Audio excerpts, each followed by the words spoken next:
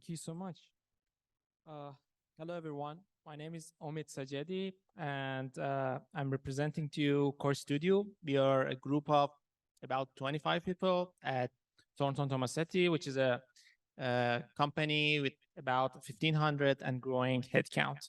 So we have different sub-departments inside Core Studio. We do computational design, software development, and today I'm representing a smaller group in Core Studio. We call ourselves Core AI.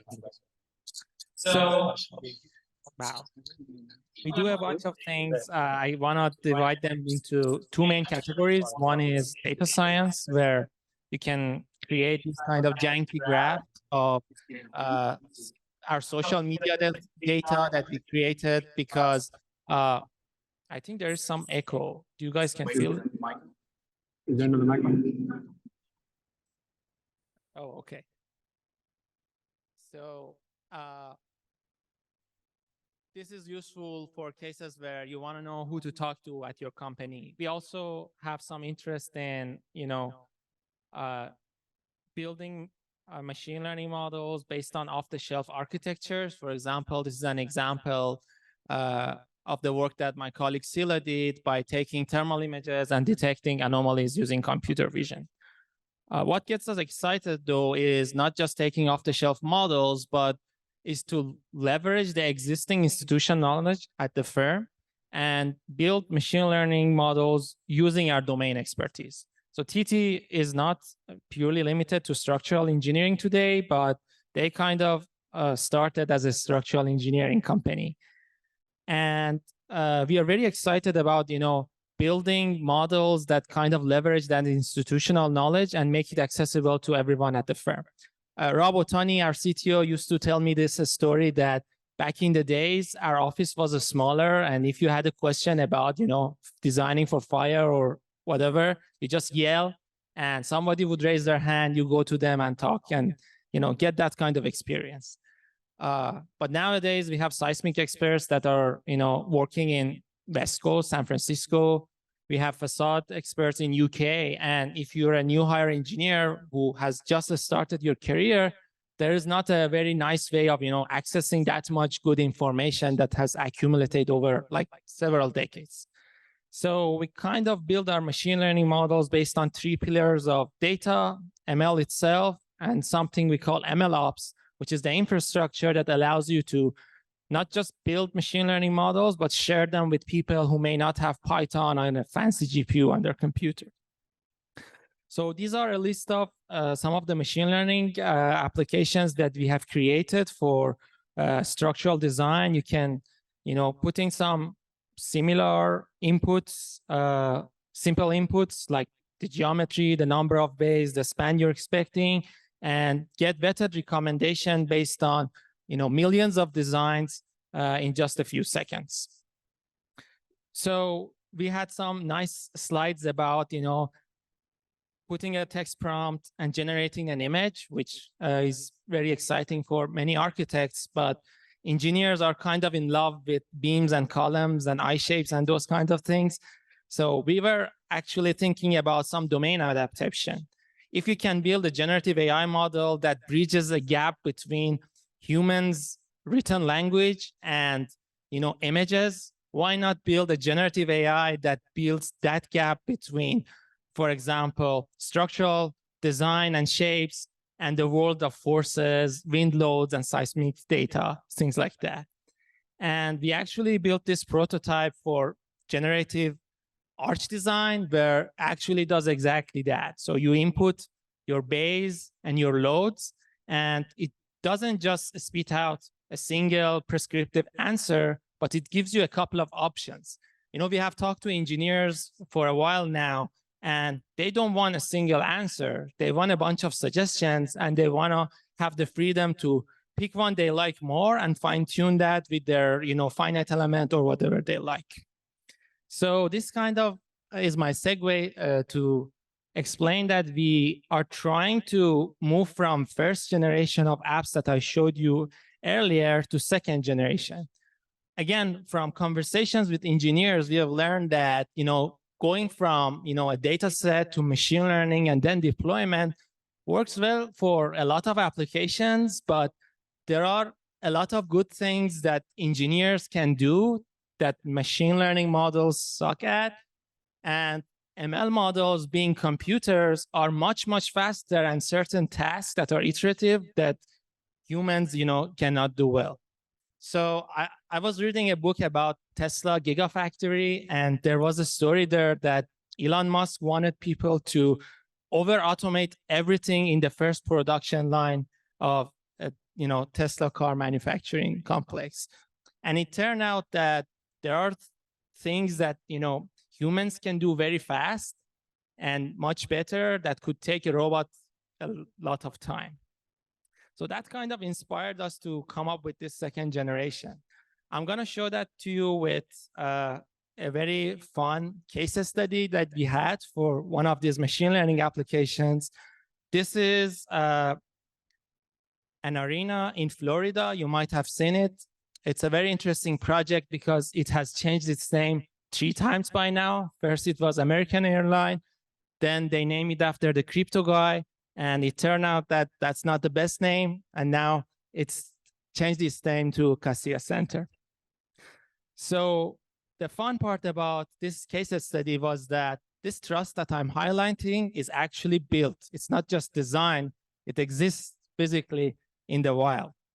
And we designed our second generation trust design engine in a sense that gives the engineer to have a co-pilot. So the engineer can cluster as many elements as they want to be designed with maybe a series of sections, and you not limit the engineer by having a single answer. Something that we really liked about this model is that in cases that it knows it's going to fail, the assumptions don't make sense, it's going to give you a warning signal, a failure tag, so that the engineer can look up, redesign, and make sure everything is as it's supposed to be. Something that we loved about the final results is that the design by the trust engine was 5% different from the actual trust that has been built. And this is, I think, a good suggestion for an engineer who wants to do an iterative process, considering that generating this answer took around 50 milliseconds. One thing that we have learned about building user experience and user interfaces is, people get scared if you build a web application with tons of numbers and sliders and things like that. And thanks to technologies such as large language models, a new concept is coming to life where instead of GUI or GUI, we can now think about language user interfaces. Here you can see an application where we are having a conversation, a human language conversation with one of ML trust designers, and it's smart enough to understand that DL and LL stand for dead load and live load. You don't need to be very strict about your variables. 2022 was a very interesting year for us, as it has been for many people. We played around with ChatGPT like many other people. The issue for us was that if you ask it, who's Leonard Joseph, because Leonard Joseph doesn't have a profile on social media, and because ChatGPT is trained on open web data sets, it's going to give you an answer like, I don't know, which is actually good because I prefer it to tell me I don't know rather than making something up. So what we did was we were interested in getting answers that not are just like based on open web. At TT, there are people who think that designing beams is, it has to be done in a certain way, right? Every company, every AEC firm has their own secret sauce, and they value that secret sauce. It gives them identity and credibility. So we wanted to get answers from ChatGPT that are not just, internet answers, but things that we find accurate and correct. So we built our own AI search engine and feed it our internal, database. And it provides answers like this, that Len Joseph is an engineer with a lot of experience that helped design, Petronas Twin Towers. But even this is, an AI generated text. It could be hallucinated. It would be completely nonsense. So the great thing about this architecture is that now you have some reference documents to, fact check and make sure everything is in place. We all have also learned that, off-the-shelf AI models have a very good understanding of our AEC firm. Like each point on this graph that I'm showing here is a document on a very chaotic place that we call P drive. Everybody is going there, dumping their PDFs, and I think there's no single person who knows about all the files there. But you can instruct this AI to go through all of those documents, and look what, it was smart enough to understand that, if you search for how can I make a building from lumber, the document that never mentions lumber but has wood and timber, it can fetch that, and it's semantically smart in that case. Our marketing team has also a lot of fun with ChatGPT, where you can ask it, give me a LinkedIn post about our overbuild projects, and they can review the documents that being sent to make sure there's nothing confidential, nothing sensitive, and the AI is going to give them some answer. So hallucination is a big concern for an engineering firm because things can go wrong and you can get sued. So we have something called a fact check assistant, which is another AI which detects the entities inside the AI generated text and later allows you to cross-reference all those entities with the reference documents. And this has been a great way to, help user cross-reference and reduce hallucinations. I'm running out of time. I want to end this presentation with a very rewarding experience that I had at TT, where, I showed this slide in the beginning, and a while ago, I was given a data set from Mike Delashmi.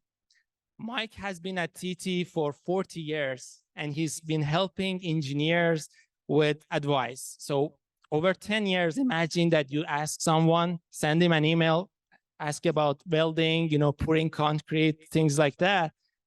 And this person has been smart enough to put those emails in a single folder and was kind enough to share that information with us. So we kind of trained a version of TT-GPT based on, having a chain of prompt strategy to answer, welding questions.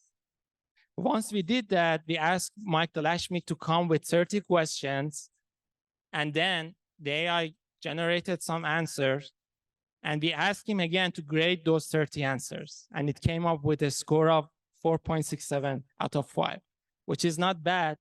And it was a great feeling to know that, after Mike retires, his legacy can still live on, and people can leverage from his knowledge whenever he's not around. So I want to end this presentation by saying that not only all of us have the high responsibility of patient, what I think is more important is this thing is evolving so fast that we also build the right culture of using it. And when it comes to that, your domain expertise is beyond valuable. Thank you so much. That's all I have today.